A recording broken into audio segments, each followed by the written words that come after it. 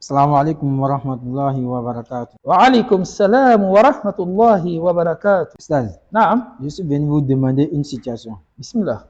Voici mon fils, il n'est pas encore pubère. Naam. Je voudrais savoir, est-ce que le jeûne du mois de Ramadan lui est obligatoire? Alhamdulillah, ta question est très bien posée. C'est une très belle question. Si tu es musulman, conscient et pubère, que tu sois femme ou homme, le jeûne du mois de Ramadan devient obligatoire sur toi. Tu ne dois plus dire, je n'ai pas encore marié, le jeûne du mois de Ramadan. Mais en ce qui concerne ton fils, c'est vrai, il n'est pas encore pubère. Mais le mieux pour les parents, c'est d'enseigner la pratique et la théorie aux enfants avant leur puberté. Cela leur facilitera le jeûne dans l'avenir. Et qui a pour conséquence pour les parents, le jour où vous serez dans la tombe, vous serez tranquille. Donc, vous les pères et mères des enfants, quand ils jeûnent, encouragez-les avec des cadeaux et de belles paroles. Cela leur donnera le goût du jeûne. Car en réalité, vos enfants sont ceux qui vont vous représenter sur la terre le jour où vous ne serez pas là. Ils vont bien adorer Allah après vous. Ustaz, merci. Qu'Allah vous récompense. Nous allons demander la route. Bismillah. Assalamu alaikum wa rahmatullahi wa barakatuh. Wa alaykum salam wa rahmatullahi wa barakatuh. Ustaz, Naam. j'ai une question par rapport au jeûne. Bismillah. Moi, je suis en voyage, je dois jeûner ou bien je ne dois pas jeûner. Allah nous dit dans le Saint-Coran, la personne qui est dans le mois de Ramadan et qui veut voyager, d'abord, le voyage doit être un voyage permis par l'islam et non pas un voyage de désobéissance. Maintenant, après cela, si c'est un voyage qui est permis, si tu dois voyager, tu peux laisser le jeûne pendant les jours qui vont te trouver en voyage. Et après le mois de Ramadan, tu rembourseras les jours où tu as laissé le jeûne. Mais Ustaz, moi je supporte le jeûne. Est-ce que je dois jeûner? Oui, dans le mois de Ramadan, tu veux voyager, tu peux jeûner comme ne pas jeûner. Maintenant, si tu ne jeûnes pas, les jours où tu laisseras le jeûne étant en voyage, après le mois de Ramadan, tu rembourses ces jours. Alhamdulillah. Ustaz, qu'Allah vous récompense. Inch'Allah. Allah t'accompagne. Amin.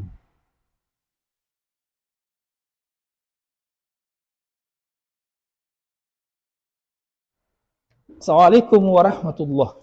Wa alaykum salam wa rahmatullahi wa barakatuh. Qu'Allah fasse de cette soirée un bonheur, Amin. une tranquillité. Amin.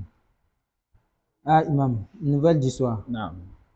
Comme nous avons appris la maladie de notre frère, donc nous sommes venus le saluer. Alhamdulillah. Merci pour le salut. De rien. Qu'Allah nous aide et qu'Allah vous récompense. Amina. Ah, Ustaz, ta venue me fait plaisir. Moi, je suis malade alors que le Ramadan est proche. Je dois jeûner ou laisser le jeûne. Qu'Allah donne la santé, Amin. prompt rétablissement. Amin. Allah nous dit dans le Saint-Coran, dans le mois de Ramadan, celui qui est malade, cela veut dire la maladie t'empêche de jeûner. Ou encore, quand tu jeûnes, la maladie s'aggrave. Allah te connaît mieux que toi. Si c'est le cas, ou bien si c'est un cas pareil, tu peux laisser le jeûne et rembourser après le mois de Ramadan le nombre de jours que tu as laissé. Ah, Ustaz, j'ai une question à vous soumettre. Non. La femme qui voit ses menstrues pendant le Ramadan, quel est son jugement? Quand les menstrues d'une femme vient dans le mois de Ramadan, elle arrête de jeûner carrément jusqu'à ce que ses menstrues s'arrêtent. Après le mois de Ramadan, elle rembourse le nombre de jours qu'elle a laissé pour cause des menstrues. Partant de là, s'il y a une femme enceinte, quel est son jugement à elle aussi? Lorsqu'une femme est enceinte, si elle sait que jeûner va lui causer préjudice ou encore lui causer des problèmes, ou à l'enfant, elle arrête de jeûner. Après le Ramadan, elle rembourse. Mais si elle sait que cela ne va pas lui causer de préjudice, elle jeûne. Alhamdulillah. La question est bien comprise. Oustaz, j'ai une autre question à vous soumettre. Non. La femme qui accouche pendant le mois de Ramadan et la femme qui allaite son bébé, quel est leur jugement? Une femme qui accouche dans le mois de Ramadan ne jeûne pas jusqu'à ce que les lochis s'arrêtent. Ça veut dire le sang qui coule après l'accouchement s'arrête. Si elle constate cela dans le mois de Ramadan, elle se purifie et jeûne le reste du mois de Ramadan. Maintenant, les jours qu'elle n'a pas jeûné, elle les remboursera après le mois de Ramadan.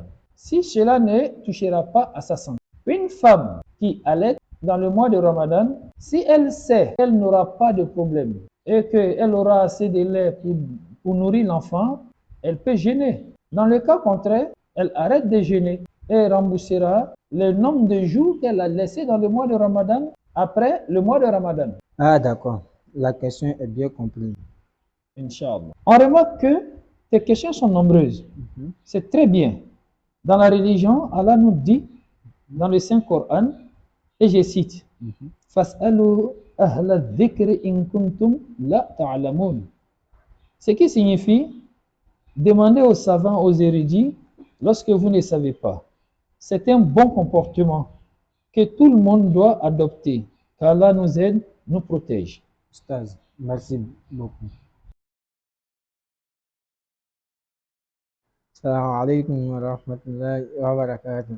Wa alaykum salam wa rahmatullahi wa barakatuh. Ustaz, Naam. je suis venu vous demander deux situations. Le malade qui a une maladie incurable après vérification et le vieux qui ne peut supporter la faim. Papa, ta question est très sage. Un malade dont les médecins ont montré qu'il a une maladie chronique qui l'empêche de jeûner dans le mois de Ramadan. Une maladie qui ne peut pas finir. Ou encore, l'âge avancé d'une personne l'empêche de jeûner. Cette personne arrête le jeûne et on lui demandera de donner aux pauvres chaque jour de Ramadan un demi-sah. Cette quantité est donnée à la nourriture que vous mangez généralement beaucoup dans votre région où vous vivez. Exemple, chez nous ici, il s'agit du riz que beaucoup d'hommes consomment. Donc, un demi de ça correspond à 1,4 kg et un peu plus. Donc, environ un demi. Si tu veux, tu peux aussi donner ensemble. C'est-à-dire, tu mets tout ensemble.